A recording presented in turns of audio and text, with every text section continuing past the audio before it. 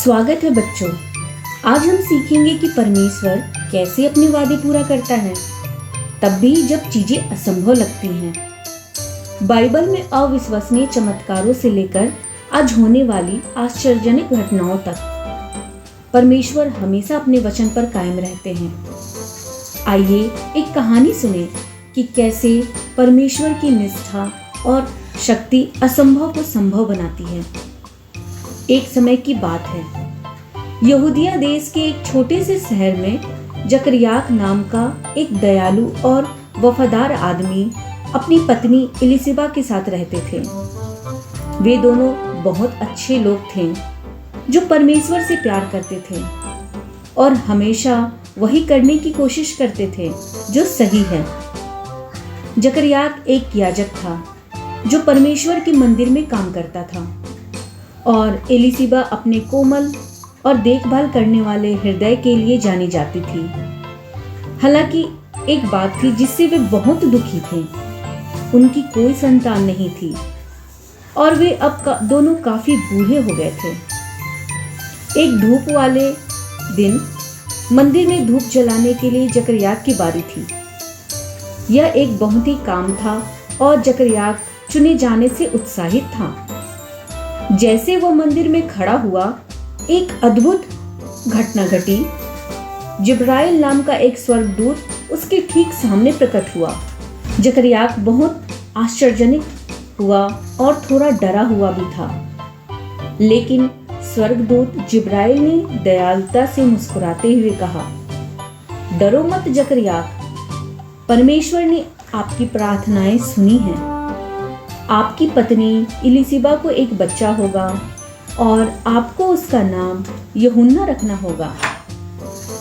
वह एक बहुत ही खास बच्चा होगा जो बहुत कुछ लाएगा, कई लोगों के लिए खुशियां लाएगा। वह पवित्र आत्मा से भर जाएगा और लोगों को प्रभु के आगमन के लिए तैयार होने में मदद करेगा। जकरयाह को अपने कानों पर विश्वास नहीं हुआ। यह कैसे हो सकता है? उसने पूछा। इलिशिबा और मैं बच्चे पैदा करने के लिए तो बहुत बूढ़े हो गए हैं। जिब्राइल ने उत्तर दिया, मैं जिब्राइल हूँ, मैं ईश्वर की उपस्थिति में खड़ा हूँ और उसने मुझे तुम्हें यह खुशखबरी देने के लिए भेजा है। लेकिन क्योंकि तुमने मेरी बातों पर विश्वास नहीं किया, इसलिए तुम तब तक नहीं बोल पाओगे जब तक तुम्हारे बेटे का जन्म ना हो जाए। जैसे ही स्वर्गदूत ने कहा, जकरयाह को अचानक पता चला कि वह बात नहीं कर सकता।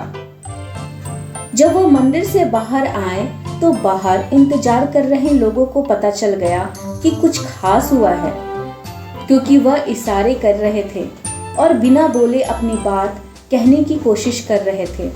निश्चित रूप से जैसा जिब्राइल ने वादा किया था, इलिशिबा को जल्द ही पता चला कि वह एक बच्चे को जन्म देने वाली है। वह बहुत खुश थी और परमेश्वर की आभारी थी। उसने इसे 5 महीने तक गुप्त रखा और अपने अंदर पनप रहे अद्भुत चमत्कार का आनंद उठाया। जब इलिशिबा के बच्चे के जन्म का समय आया तो उसने एक स्वस्थ और मजबूत लड़के को जन्म दिया।